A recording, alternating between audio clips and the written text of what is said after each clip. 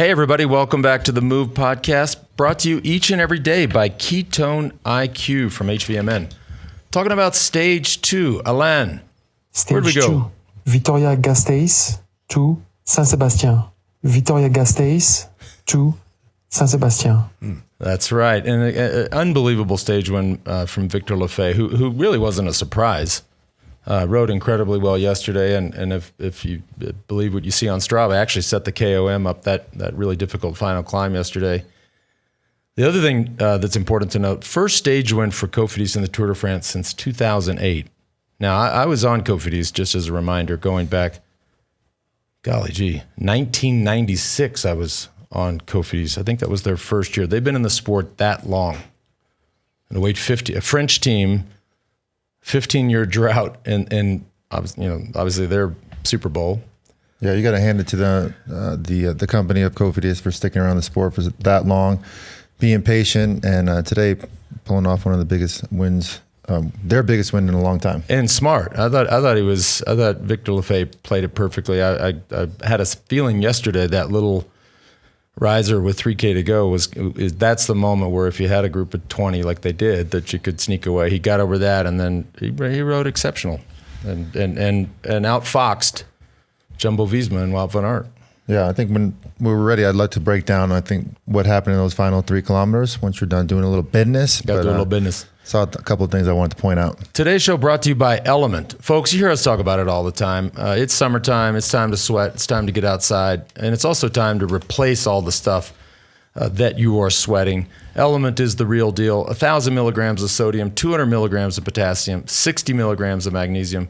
No sugar, no gluten, no artificial ingredients, absolutely no BS. It is the real deal. And best of all, if you don't like it, just give it to a friend. An Element will refund you. Right? So there's no harm in this. Free gift with purchase. Our listeners can get a free Element sample pack with any order when you head on over to these are the letters, drinklmnt.com/themove. You're going to get that free sample pack. Try it out. Figure out what flavor you like. And again, if you don't like it, give it to a friend, and we all good. Again, drinklmnt.com/themove. Also today, brought to you by Caldera Lab. First impressions matter. Right? Look at George. Look at this guy. He's reverse aging. There are no two ways around it. And what's the first thing that someone notices about you, right? In most cases, let's be honest, it's your face. And more importantly, it's your skin. If you aren't already, it's time to put your best face forward. Caldera Lab creates high-performance men's skincare products. And the regimen, right? The regimen leads off the arsenal there. You've got the clean slate, the base layer, and the good. You've been just tripling up on this, I know, George. Man, I got it stashed away in my bag. I even love this product so much. I saw you lathering some. Look at this.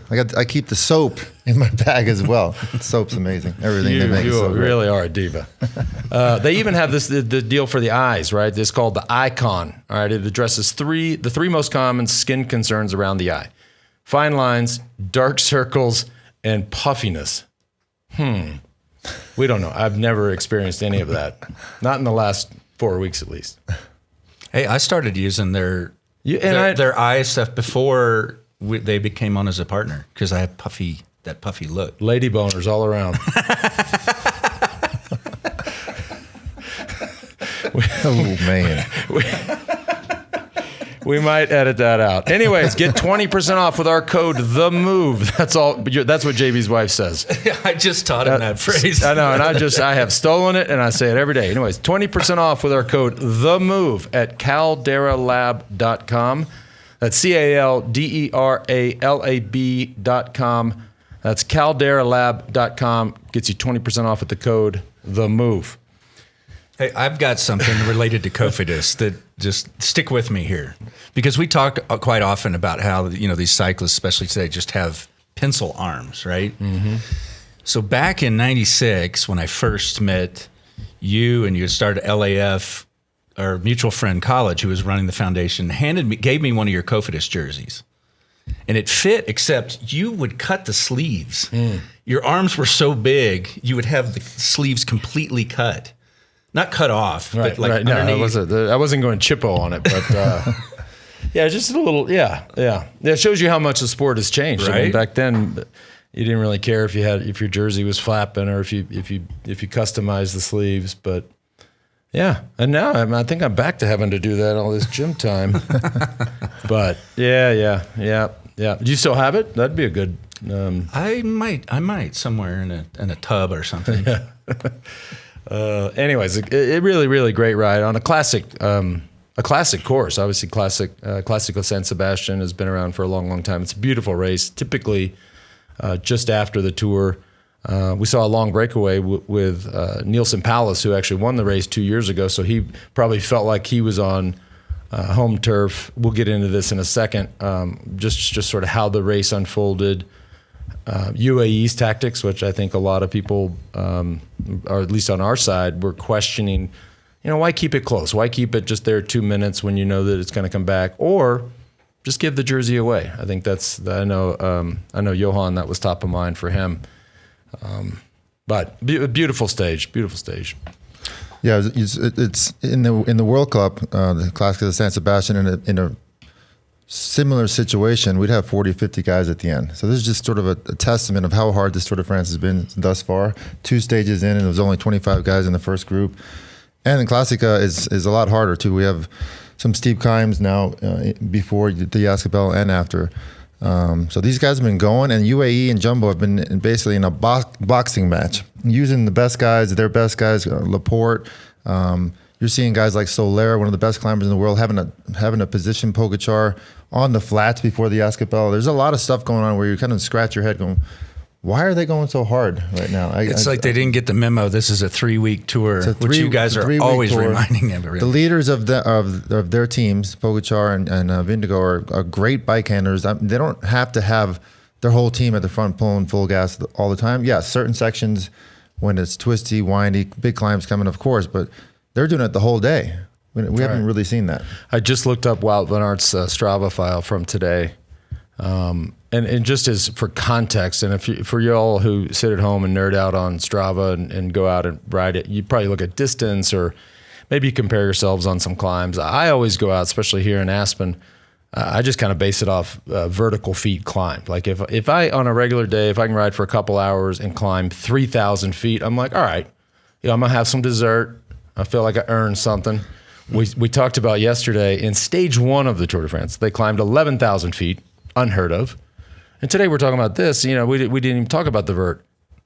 9,600 feet of vertical today. Yeah. So this one's going to come back and bite some people. I think. I mean that's 20,000 feet in 2 days. A lot harder start to the Tour de France, but what are we missing? Which we've seen every other year since we started doing this is all these crashes. The finals have been crazy, which hopefully it doesn't happen tomorrow, but. The difficultness of these first 2 stages have actually made it a lot safer. Yeah. With this hard of a start, does that set a stage, although not likely, that we could see Pogačar or Vingegaard crack? I mean, they are burning a lot of matches, both of them, head to head. Well, yeah, I like Jonas's attitude right now. He's had the opportunity to break away and put times on other rivals, but every time Pogačar flicks the elbow for a pull through, he just shakes his head and goes, "I got no reason to go right now," which I think indicates the confidence he has in himself and his team, that he doesn't need those extra 10, 15 seconds on guys that may be on the podium. He wants to be with his team. He's happy with his position he's in right now, and he's not showing all of his cards, which I like. And he has the built-in excuse of having Wout van Aert just behind, which, by the way, Pogačar also had the built-in excuse of having his teammate who has the yellow jersey right behind. But the kid can't help himself, and that's not a critique. You got to love it. I mean, you stick the numbers on his back. Yeah, he's a horse. He wants to race. And I wonder, Johan sent the message like, why wouldn't these guys let the yellow jersey go? And the only thing I would guess is that they want to show Adam Yates some love. They want to give him the yellow jersey for as many days as he can, so when they come to the high mountains, Adam Yates is going to go all in again for Pogačar and do everything he can for him. And it sounds like it's working out. You see him in the interviews how he's saying he's having a great tour, but he's only there for Pogačar. And you know what? We've seen it before where the best teams in the world will have 2 guys on the podium. So this is certainly a possibility in this scenario as well. Speaking of, because we obviously talked a lot about the Yates brothers yesterday, and I was very proud of myself for getting the mom and dad's name. Gave them the boomstick yesterday. I've now dug up a photo of Adam and Simon's. They're here. Look at this. This is mom and dad here. That's Got the sign up on something. It looks like it used to be an old furnace, actually, if you look at that. But mom and dad are driving the whole tour in a camper van. That's amazing. And they'll pull over, hang up the sign, and then the other cool slides we pulled up. Of course, yesterday we were like, has a brother, brother tandem ever been first and second in the Tour de France? We sort of thought maybe the selects. Well, we went to Mr. Propellerhead ourselves, and looky here. Spencer Martin went back. I mean, I don't know. 1923. I wasn't thinking about tours 100 years ago. Wow. But let's go back to 1923, Stage 3. Henry Pellissier and Francis Pellissier. Well, look at there. They got first and second on Stage 3. And go back for 1 second. They got second. The stage was 405 kilometers long, 15 hours long. Oh, shit. my A little different than what we're doing now, but yeah, 405 kilometers Wow. long. Now, Spencer, if you're listening, this is cool that you pulled all this up. And of course, Pro Cycling Stats doesn't, I can't believe they have results from 1923. But Spencer, while you're at it, just see if you can pull up their Strava files too from back then. So look, the brothers this is actually amazing. In 1923, to your point, George, 405K on Stage 3. Stage 11, 260K. Well, some hard men. Henry, and look here. They did it again. Go back to Stage 3. Now, what kind of brotherly love is this? Henry wins that one. Francis gets second. We go to Stage 11. Wouldn't you think Henry would sit up and let Francis maybe get a stage win? They No. finished together, same time. And they were 8.5 minutes ahead. Yeah, sorry, bro. Go ahead and get in the back. And then we had to go all the way to 2011, and this is what we were sort of speculating yesterday. Andy and Frank Schleck, first and second, not together. But that's it, right? There's only been 4 of those. So Wow. the Yates brothers, they're looking good. And they're good riders. This isn't a surprise. I mean, they're real. They're looking good. The Simon's team was controlling as well on the Yaskabel today. Clearly, he wanted to get that bonus sprint, which he ended up getting, I think, third behind Pogačar and Vindigo. But they're riding incredible. I mean, Shout really, out really to good. shout out to Lawson Craddock, who was setting some. And when Lawson was on the front, of course, a Texas boy, JB. And for those who listened for a few years, had the awful crash a couple years ago and hung in there. Kid's tough. As he's on the front riding, one of I think everybody's favorites, Matthew Vanderpool, was going out the back. Yeah, I lost a little paper on that bet. Wasn't expecting Vanderpool to get dropped so early. He was looking good yesterday. Not an amazing Vanderpool, but we were all, I think, surprised to see him get dropped so early today. Should we start? I feel like we should maybe do a GoFundMe for George, because that's that's the first 2 days. I'm down, but we got time. What do you guys think? Pogačar seems very aware of the time bonuses. He's grabbing them where Jonas is not. Well, Jonas is It could come trying. down to that. But Pogačar is fast. I mean, he almost, like Lance pointed out yesterday, he almost came around Van Aert today in the sprint, which I think we should break down once you're ready, Lance, to break down those final 3 kilometers. I think a couple interesting things happened that we should point out. I mean, Spencer brought this up on the preview show that he thinks, these guys are so good in the mountains that they're potentially going to be neutralized and time bonuses are going to matter. I mean, it doesn't sound like a lot, but Pogačar's got 11 seconds already on Vingegaard. But to Spencer's point, and if you see here too, once we leave the Basque Country, you dip into France, the Pyrenees are really, I think, pretty tame, for lack of a better word. And Pogačar's trying, as he always does. I mean, he's fast, right? He doesn't have to try that hard to come around guys at the top of a climb like the high ski bell. He's gonna win the sprint. Yeah. I mean, 11 seconds is 11 seconds. I know it sounds like nothing, but this could be one of these things in 2.5 weeks we're sitting here going, holy shit, where'd he get those seconds? Well, there they are.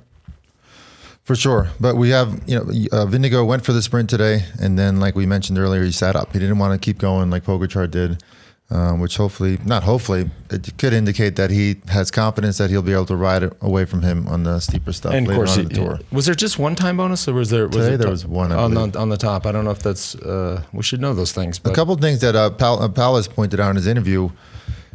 mean, he was alone. He dropped Boston Hagen and Cavagna.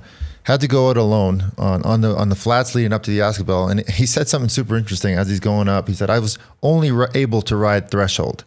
I mean, think about this: when you're on a really hard training ride and you're running on fumes, you can't do threshold anymore. So this is like his worst case scenario is that he was only able to ride threshold. That's how calculated these guys' efforts are these days. They know exactly how hard they can go and how far they can go. But the fact that he's still able to ride threshold, his numbers on the Yaskabel after being away solo for so long, being away with two other guys 6 miles into the longest stage of the Tour de France, incredibly impressive. I mean, this kid is having an amazing start to the Tour de France. And by the way, keeps the polka dot jersey. And he has some free reign because after we finished the show yesterday, Carapaz went home with a fractured kneecap. So and not only this, but nobody's pointing this out. He's changed. He's right in front of our eyes, changing this man's attitude towards the polka dots jersey. Look at this. We have not heard any because hate he can actually towards climb, the polka dot jersey thus far, which is incredibly amazing. You're not a mind reader. In fact, it hasn't changed my mind. but I'm glad that he's still in it. I checked just now because you have to imagine that there were quite a lot of points available on top of the high ski bell, which he got caught about halfway up. But no, he looks. If you believe what you read here on the internet, he's still in it. And I'm not. I don't want to talk about that, but I think Neilson Powless is a badass bike rider. Yes. I don't really care about the polka dot jersey, but I think he's a tough kid. And in his interviews, he's stating that it's a goal of his for the Tour de France. So we're going to see him to win it and keep it. To win it and all right. keep Well, it. that might start to change my mind. All right. Good. For real. Today's show also brought to you by Roka. All right, check this out. Roka has invented a completely new class of eyewear. Glasses optimized for performance. No other eyewear brand can keep up with these guys. That's a fact. That's all we wear, whether it's on the bike, off the bike, readers, all of it. The prescription glasses have the exact same technology as their performance glasses. I never thought I'd work out in a pair of glasses, but you can see that I do. Unbelievably lightweight. You'll literally forget that you're wearing them. They are the best optics on the market. And here's the thing. They also never slip no matter how sweaty you get, which, of course, I sweat like a pig, so I can relate to that. Not only is Roka working with cyclists, as we see in the professional scene, they're also working with Navy SEALs, Olympic gold medalists, Green Berets, world champions, and a bunch of other sports. They are hand-built to order in our hometown of Austin, Texas. The Move listeners get 20% off. Just go to Roka, that's ROKA.com. That's Roka.com. Enter the code THEMOVE for 20% off. George, you bring those gold ones down here? Oh, yeah. I'll be rocking them today on our mountain bike ride. This guy, look at the chain out, the gold chain, the gold glasses, the We'll eyes. bust it out no today on the lines ride. on the eyes. Also today brought to you by HVMN. They are the title sponsor of all 3 weeks here of the Tour de France for us with Ketone IQ. We often hear about fasting and exercise and how they're good for the brain. HVMN launched the world's first drinkable ketone in 2017. Ketone IQ is their latest innovation on ketones with improved effectiveness, taste, and cost. Ketone IQ delivers clean fuel that can cross the blood-brain barrier, supplying your brain and body sustained energy, mental focus, and sharpness, putting you in flow, lasting for hours. Ketone IQ is also now available at all Sprouts throughout the U.S. You can save 30% off your first subscription order of Ketone IQ at hvmn.com/themove. Again, visit hvmn.com/themove and subscribe. That gets you 30% off.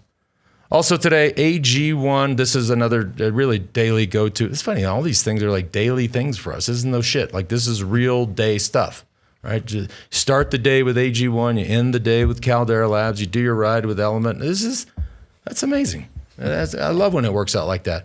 Anyways, AG1 is the daily foundational nutritional supplement that supports whole body health. I do literally drink it every day, not just when I'm at home.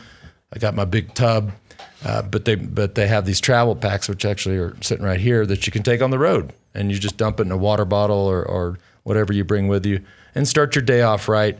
75 high-quality ingredients that give me daily nutrients and support energy, focus, strength, and clarity. I also like to check this out, George. And I know you. and I know you're going to like this. It's also all for less than $3 a day. I mean, take control of your health for less than $3 a day, George. I love it. It's a game changer. It's a comprehensive solution.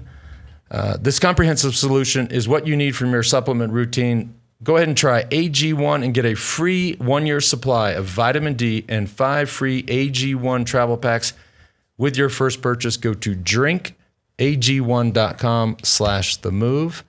One more time. That's drinkag1.com/themove. Check it out. Take control of your health. I think it's interesting when we do a tour coverage and all of a sudden a name we weren't talking about 3 months ago is in the regular dialogue. And now it's Mateusz Skilmos. I hope I'm saying it right. But 22 years old and is in the conversation all the time. Of course, after winning Tour of Luxembourg and Tour de Suisse this year, or Tour of Luxembourg last year, Tour de Suisse this year. Now he's in the mix all the time. And he really came on my radar. He got second at Flèche Wallonne. And that was really the first time I was like, it's one of those names that pops over. You're like, it was like Jones gets second in the Flèche Wallonne. You're like, all right, so cool. But Skjelmos, like it stuck out. You're like, I've never seen that name. That looks weird, that name. No offense to the Skjelmos family.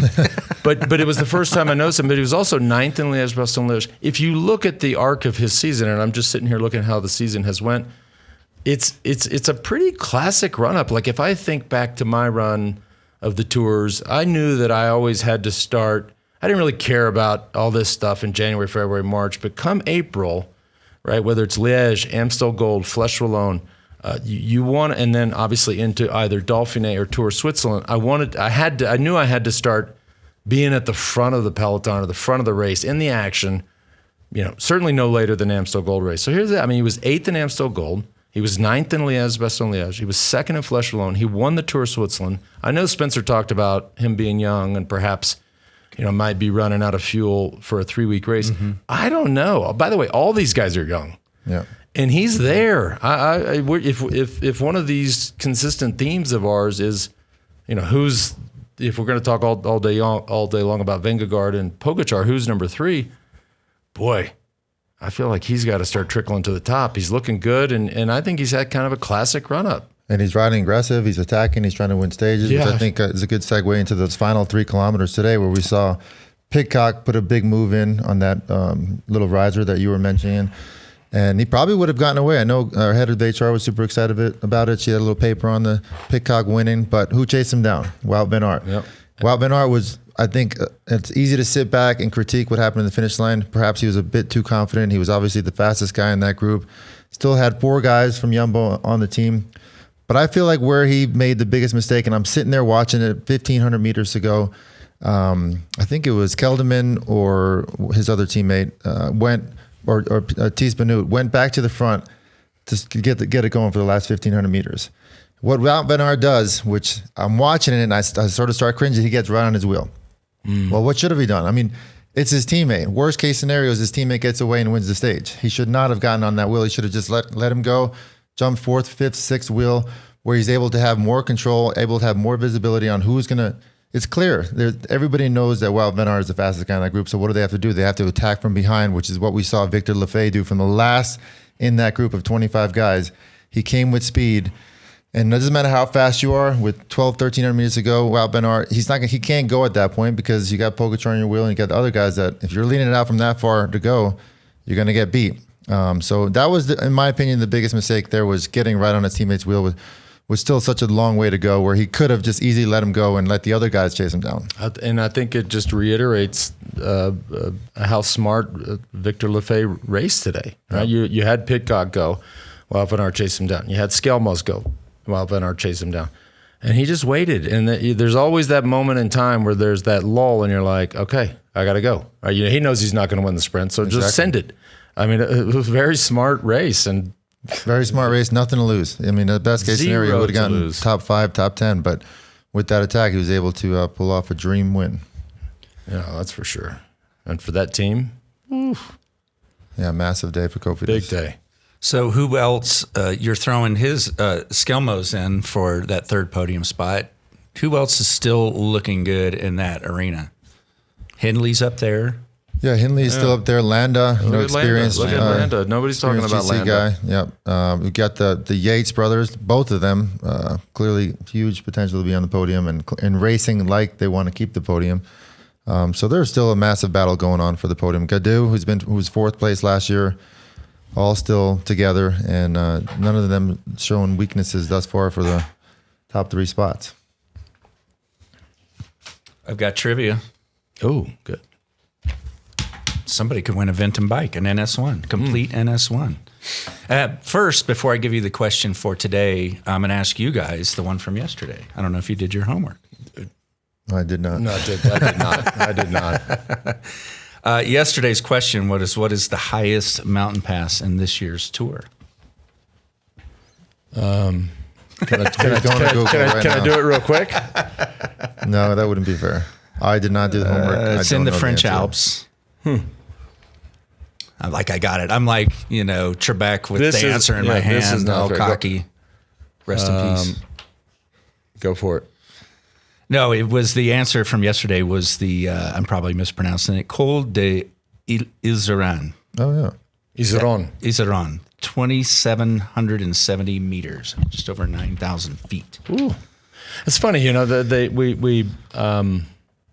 of course, we're sitting here in Aspen. We are right now right around 7,800 feet. Of course, we can go up the pass to 12,000. I think it's 12,400. But the Alps, and people think about, or would think you would think about altitude in the tour. You really don't. I mean, the exposure to high altitude in the tour is not that much. I mean, most of these stages are not that far above sea level, right? Like today. And the times that they are up high are just very rare. I mean, Alpe d'Huez what is Alpe d'Huez? I mean, it's less than 7,000 feet. It's not, but you're not there that long, right? You're starting you're starting at 2,000 feet and you're climbing up. Altitude's not, is not that big of a factor. And let's not forget the mountain you just mentioned is in the last week of the Tour de France, and we're seeing how hard these guys are racing already in the first 2 stages. So everything is still on the table. I mean, they're going to hit the highest points of the Tour de France in the last week of the Tour. It's just incredible how hard they're racing already in the first stages. Oof. Today's question, and again, you could win obviously a brand new Ventum NS1 if you email in your answer. Today's question is, who organized the first Tour de France? Who organized that? So find your answer, email it in. Is it a person or a company? I mean, it was L'Equipe, right? No, Leauto. Shit, I'm giving away the answer. You're supposed to give away. You know what? You don't know how to play the game. Back up. I might be. I'm probably wrong. I'm wrong a lot. You got more trivia? Well, just send your answer to trivia@ventumracing.com, and that gets you registered for the win. It actually is. But you guys should try to answer the question. But if you haven't gone back and looked at how we or how the world came to create this goofy thing called the Tour de France, and the history is fascinating. Yeah. It's. I mean, you can go down the rabbit hole on how it got started and who started it and all the politics and the drama around it and just a little. I mean, we were looking at 1920. They were doing 15. The original tour was, I think, 5 or 6 stages. They went to sort of 5 or 6 iconic cities. They were like 400 or 500 kilometer stages. That's 250 to 300 mile stages. Probably didn't have gears. Ugh. And George, this guy George whines all the time. And those guys? You guys heard me whine once on the show? I think we should pull up tomorrow's profile. Okay. First, on paper, should be our sprint day. We still got some undulation, some climbs, category 3s. First part of the race, which will indicate there'll most likely be a breakaway. I spoke to Cab right before. I was going to say. Yeah, and he said this stage is a lot harder than it looks on paper. So he mentioned that it's not for sure going to be a sprint. Although I love to see him get his first crack at breaking the record. And when he says that, is it just because still in this part of of the Basque Country? By the way, just maybe a little known fact: the Basque Country is not just in Spain, right? So as the riders enter into, and if you've ever been down sort of south of Biarritz, the Basque Country actually leaks into France. So and if you've ever been to the Basque Country, you'll notice obviously the language is something that's almost untraceable. I mean, whereas compare and contrast to like Catalonia, you'll hear some stuff. You're like, oh, that's kind of like Spanish or maybe like French. The Basque language is unlike any other. But it isn't just in Spain. It doesn't stop at the French-Spanish border. It leaks into all of that stuff south of Biarritz. So you'll see the special language. You'll see they have special letters. Like they have this fucked up A. Like it's actually kind of cool looking. It's got these like horns on it. I mean, Colton, pull up the fucked up A if you can. Yeah, put up just Colton. If you could just Google. He's on there right now. If you could Google fucked up Basque alphabet, and you'll. But it's a real thing. And anyhow. So but it doesn't. The terrain is also very complicated. I'm wondering, back to your point, George, if that's what Cav was talking about. These are not. You're never going to have roads there that are just straight and easy and wide and let's cruise into a sprint finish. It's very undulating. It's very technical. And he pointed out those last climbs in the last 50K that aren't even categorized climbs. He said they're actually quite hard. So they'll be, and a lot of the teams will know that. And what's going to happen is the teams with sprinters that can climb decently, they're going to make it as hard as possible with these climbs to get rid of as many sprinters as they can. Yeah. Personally, would love to see Cav win this, get it over with, get the record. But professionally, for showbiz, waiting till Champs-Elysees is going to be let's not do that. Let's stage. What is this here? Stage 5 and 6 those are out. Those are mountain stages. We call them that. Stage 7 into Bordeaux. That's a classic sprinter stage. That's an iconic sprint stage. But you know what? It'd be who knows?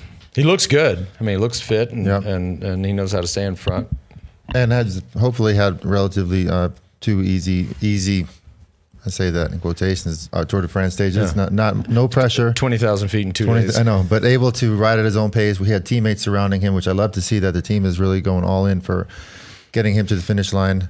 So hopefully he's recovered and ready to go for the next sprint stages. A couple of quick questions. Thanks for writing in to TheMOVE at WeDo.team. Scott writes, if Lance loses a bet in the next few weeks, he should have to wear a polka dot jersey during the show. And has Lance ever worn the polka dot jersey in a race? From Scott. Okay, the first part, I don't know, Scott. I don't know.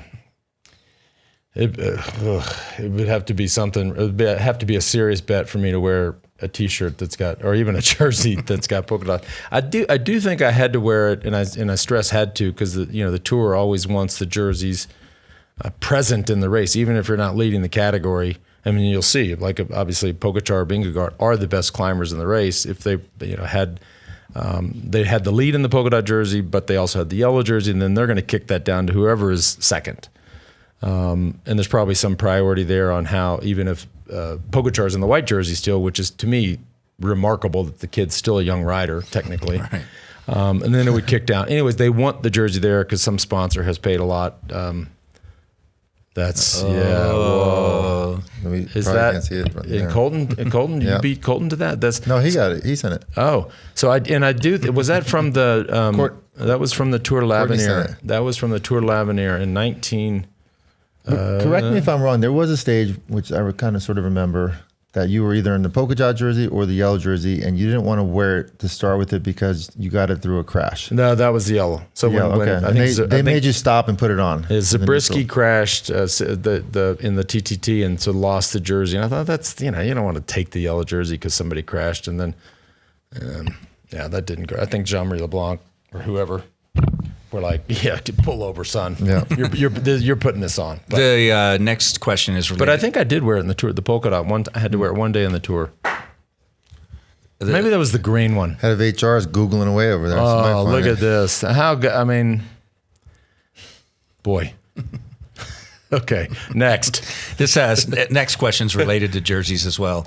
It says, hello, we do. In the case when a rider is leading 2 jersey categories and the next highest point getter wears one of the jerseys, does a replacement rider get to keep that jersey for their personal collection? Yes.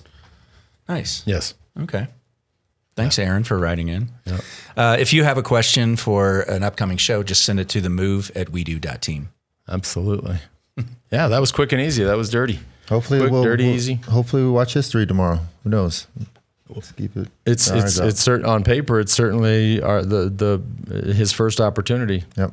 If it's not there, then it's Bordeaux. Then he's gonna have to wait a little bit. But JB might get his dream of.